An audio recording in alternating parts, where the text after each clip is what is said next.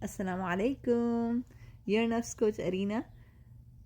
Today's reminder is not just a reminder, rather, more than a reminder, it's something we all need to reflect on personal level, and hope and pray that it would bring change on the community level, right?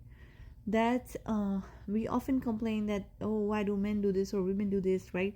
We complain about certain behaviors in Muslim community, whether it be in US or in India or Pakistan. There are slight variations, but for most part quite a few behaviors are there, right?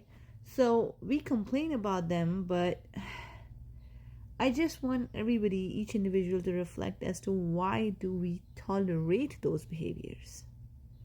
Because every time a behavior is tolerated, it is accepted, it is indirectly being encouraged, it is being taught to everybody around that it's okay, you can get away with it, right? So why are we doing it? And like it's also affecting on just, so men who are hitting their wives, when they're hitting their wives, why are wives just like, okay, don't hit me next time?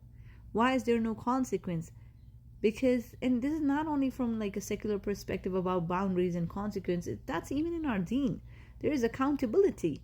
If somebody did something, there needs to be a consequence, because if there is no consequence, what is there? Like, why would that person not do it, right? If there is, that person has some evil in their nafs, like, and they can control it, why would they not do it? Like, consequences help people stay in their limits. We hope and we pray we are not the kind of people that consistently need consequences to just behave as basic humans. But unfortunately, in certain dynamics, you need to be very solid about, hey, if you do this, this is how it's gonna go, and you gotta follow through it. It may be tough for you, but you gotta follow through it. If a sister is getting beaten, she told the husband, hey, if you do it next time, I'm gonna do XYZ. And she gotta follow through. If she just said it and the next time he hit her and she still didn't do nothing, she actually taught him he can do and get away with it. And all the men around him too, if they find out to him, they're like, okay, you can actually do this and get away with it. Same with polygamy situation. Men are courting sisters and not getting married to them, or men are actually marrying sisters and not doing right by them. Why are those behaviors being accepted, tolerated? Why? This is something just to think about on an individual level, and hope and pray that we don't tolerate such behaviors. And even for brothers, I'm not like trying to like put women against men kind of dynamic. No, it's even for brothers. Like, why are you tolerating a wife who is disrespectful? What are we teaching our women, our young girls, when from one side, a woman who is obedient, who is respectful, her husband is gonna beat her, but on the other side, a sister is just like full-blown disrespectful towards the husband, and that husband is gonna like treat her like a queen. Like, what?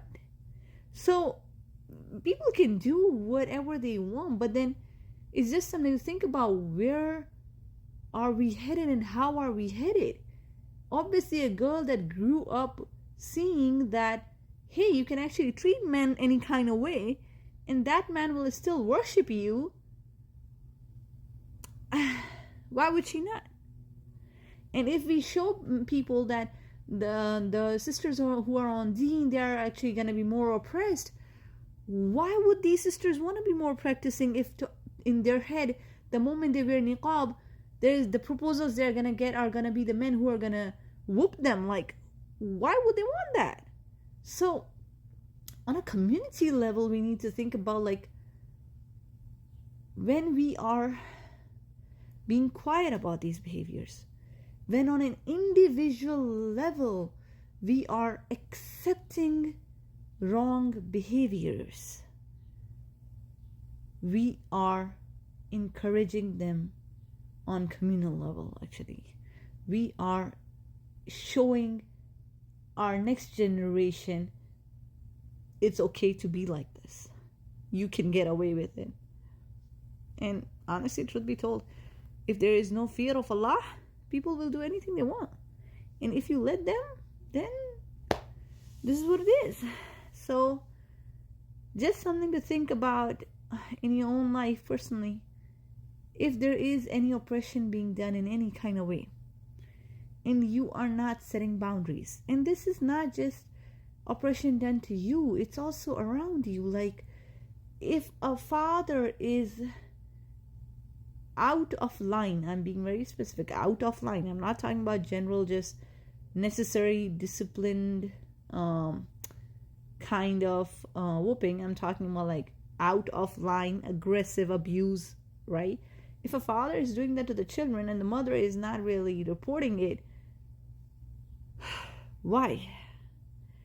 If a man's wife is going out doing things to other people and he is sitting quiet on that, why? Because anybody around us who does oppression in any kind of way, if we are silently sitting there and watching it, we are witnesses of it, number one. Number two, I'm not a sheikha, I don't know much. It's definitely something worth asking scholars if there would be any accountability on the person who is just choosing to stay silent in that moment. I think it goes back to the level of iman, maybe. And I hope Allah increases all of our iman and helps us to be of those who don't tolerate oppression in any kind of way. And may Allah help the Muslim community. I truly think we need to focus more on relying on Allah subhanahu wa ta'ala, because answer to everything is tawakkul. Because it's just, the woman who is taking beat is because she thinks she wouldn't get remarried, she wouldn't find a guy, she wouldn't get food. A man who is tolerating any kind of behavior, I'm not a man, so I don't know honestly, but a woman who is tolerating her children being abused, again, tawakkul issues. So may Allah help all of us. But yeah, whenever you are in some situation like this, just think about it. Are you in any kind of way unknowingly encouraging behaviors through your silence? May Allah protect all of us, inshallah. Assalamu alaikum.